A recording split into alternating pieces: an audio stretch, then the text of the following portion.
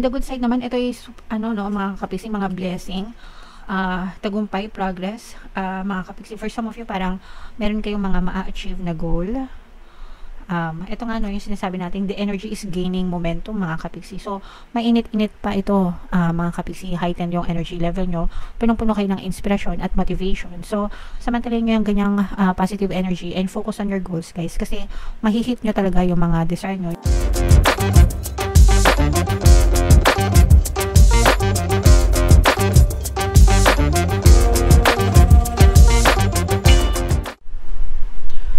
Hello guys, hello Cancer, welcome back to Pinoy Pixie Tarot. Ang pamagat ng episode natin for tonight is Full Moon Kapalaran para ngayong October to November para sa Cancer, Sun, Moon, Rising, Sign, and Venus.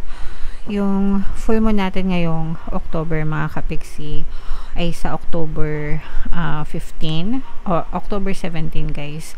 And then yung next na full moon naman natin ay sa November 15. So, October 17 to November 15, guys. And, ang pamagat ng ating full moon ay harvest moon, mga kapiksi. So, unahin natin tong deck na to. Ito yung moon message para sa inyo, guys.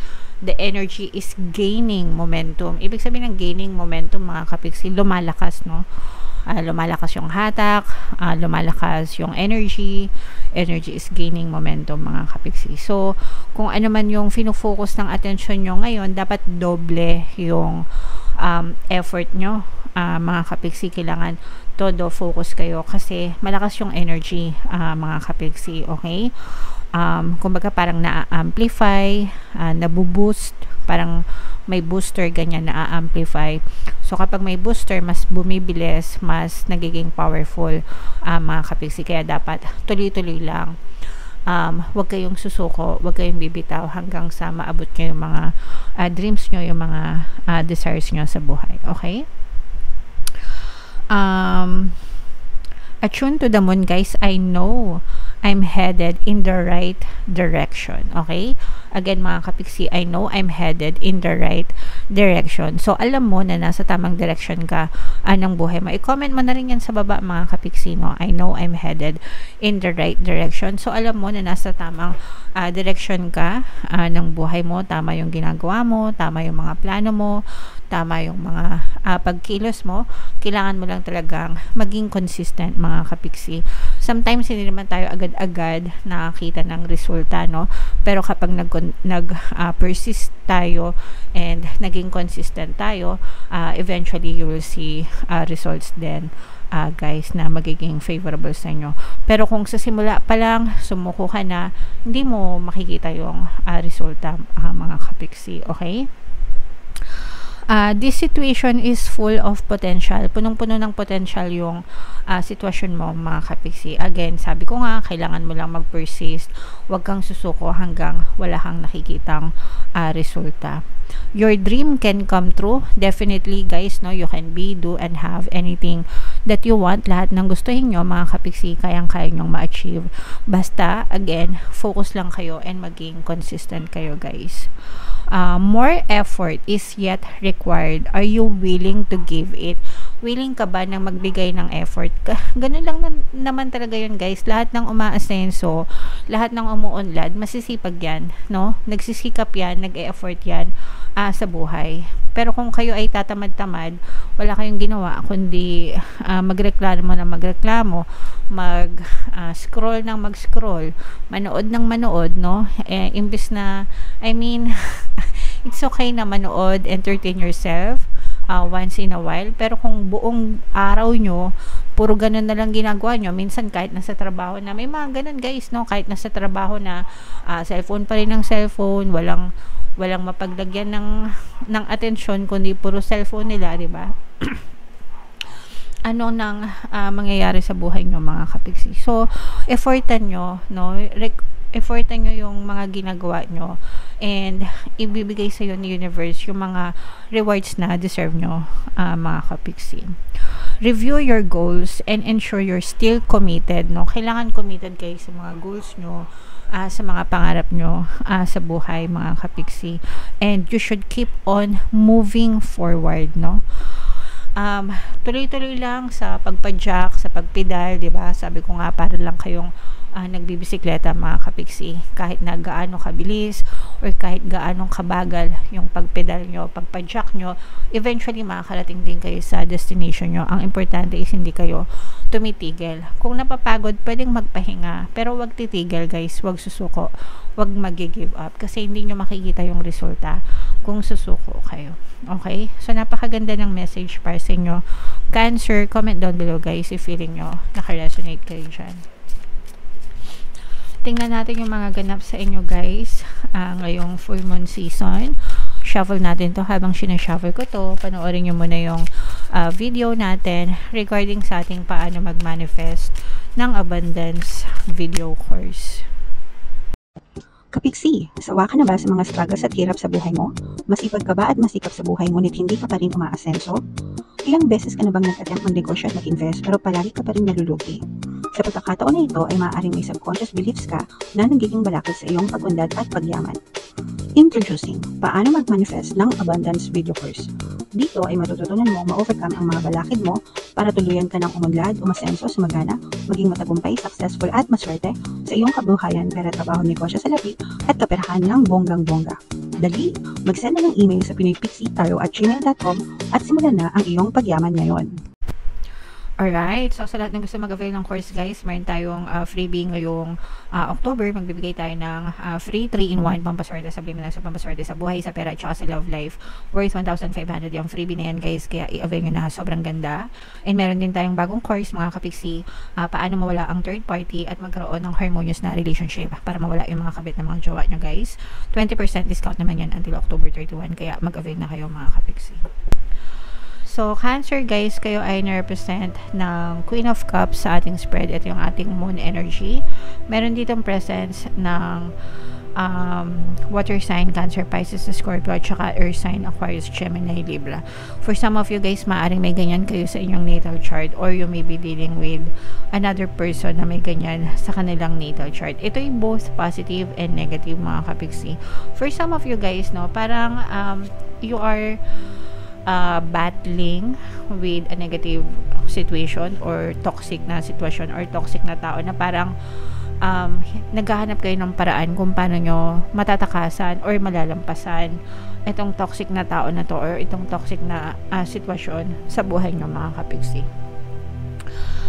Kung ito ay toxic na tao mga kapiksi, wag nyo nalang pansinin. I mean, kung bahagi siya ng buhay nyo, let's say for example, baka boss nyo to, no, na pinagmamalupitan kayo or what, kung wala naman kayong balak na mag-resign sa trabaho, di ba? Intindihin nyo na lang or tiyagain nyo na lang kasi wala kayong choice na mamasukan kayo. Pero kung meron ka namang chance na lumipat ng trabaho, di ba? Gawin mo para hindi ka ma-stress or para hindi ka maipit sa ganitong sitwasyon mga kapiksi. Okay? Again, kung wala kayong choice, tiisin nyo mga kapiksi. Meron tayong subliminal guys, yung pampabait ng boss and mga kasamaan sa trabaho. Super effective yon guys. Ang daming nagko-comment doon. Kung kayo ay nakakaranas ng mga toxic na kasamahan sa trabaho or boss, pwede nyo pakinggan yun guys, makakatulong yun sa inyo. Pero more often than not, sa trabaho guys, trabaho lang, no? Kumbaga, padaanin nyo sa isang tenga, palabasin nyo sa isang tenga, wag yung personalin. It's not about you. It's about the person and how you perceive them mga kapiksi. Minsan nagiging toxic sila kasi baka meron din silang pinagdadaanan na hindi nila mailabas na ibubuhos nila sa trabaho nila. So happen na baka kayo yung katrabaho nila kaya sa'yo nila naibunton. So dapat pinapakinggan nyo rin or dapat ina-assess nyo rin yung sitwasyon mga kapiksi. Okay? On the good side naman, ito is mga kapiksi, mga blessing, tagumpay, progress, mga kapiksi. For some of you, parang meron kayong mga ma-achieve na goal. Ito nga yung sinasabi natin, the energy is gaining momentum mga kapiksi. So, mainit-init pa ito mga kapiksi, heighten yung energy level nyo, punong-puno kayo ng inspirasyon at motivation. So, samantalin nyo yung ganyang positive energy and focus on your goals guys, kasi mahihit nyo talaga yung mga desire nyo, yung mga goals nyo, mahihit nyo yan, ma-achieve nyo yan bago matapos yung 2024 mga kapiksi. And bukod dyan, lalo pa kayong pinagpapala, you are so blessed. Maaari kayong makatanggap ng mga blessings sa pera mga kapiksi. Kung meron kayong mga parang mga incentives ba or mga sweldo na hindi pa nababayaran, sometimes may mga ganon, yung nade-delay sa sahod, o kaya naman yung mga overtime pay hindi nare-release agad, o kaya yung mga incentive, bonus, ganyan na naho-hold. For some of you, maaari na itong ma-release sa inyo mga kapiksi, and matatanggap nyo na yung mga sahod na na-hold, yung mga sahod na para sa inyo guys, okay? And bukod pa doon guys, no, parang meron pang mga other opportunities na parang mas titibay pa yung sitwasyon mo, parang mas magdadagdag sa pundasyon ng buhay mo. So, kapag sinuwerte ka dito sa mga opportunities na to. So, kapag may mga opportunities na dumadating guys, i-explore nyo, pag-aralan nyo mabuti, pag-isipang mabuti at pag-aralang mabuti. Make sure na mga legit and mga authentic yung mga opportunities na pinapasukan nyo para hindi kayo mabiktima mga kapiksi. Okay? For some of you guys, maaari kayong magkaroon ng trust issue, lalo na kung meron kayong kasosyo sa negosyo mga kapiksi, no? Parang maaari kayong magkaroon ng problema nitong person na to, and maaari kang saksakin patalikod, o baka magkaroon kayo ng mga broken trust mga kapiksi. So, resolbahin yung mabuti yung mga kanegosyo nyo guys.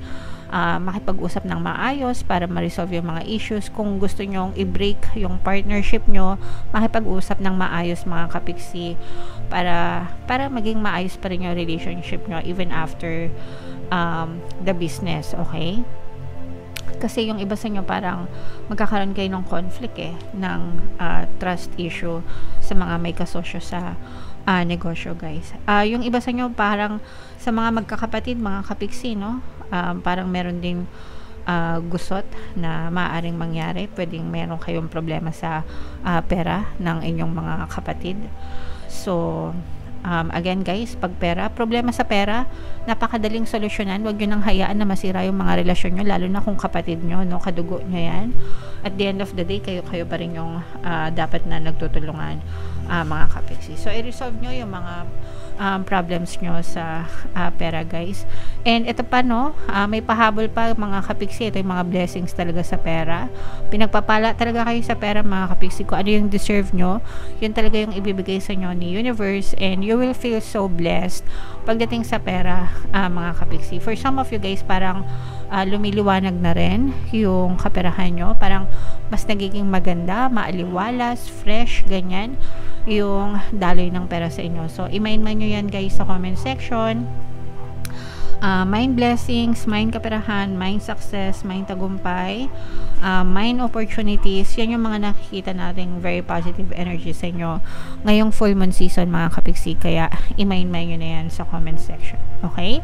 And comment down below guys if feeling nyo naka-resonate kayo dito. Ito yung ating 2025 kapalaran guys. Panoorin nyo na, and ito naman yung ating success stories ng paano mag-manifest ng abundance video course. Click here to subscribe, and ito yung ating mga pampaswerte subliminals mga kapiksi. Thank you for liking, sharing, and subscribing.